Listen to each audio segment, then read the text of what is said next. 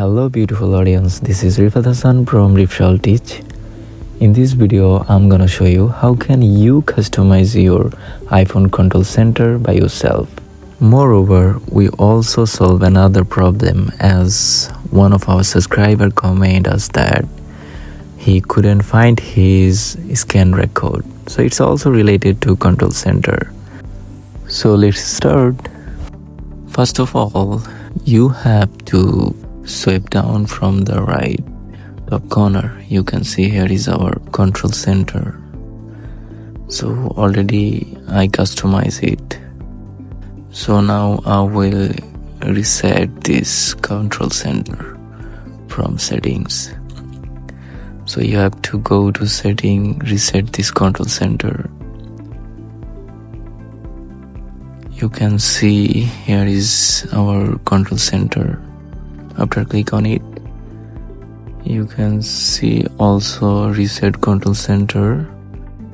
If you want to reset your control center, just click reset control center. Now swipe down from the top right corner. You can see our control center is primary. So now we will customize it. So look top left corner, you can see a plus symbol. Just click on it. After click on it, you can see a new option, add a control. And click add a control. You can see a page where you will have so many options to add your control center. So right now you can customize this control center, which one you like to add. There is so many options you can see.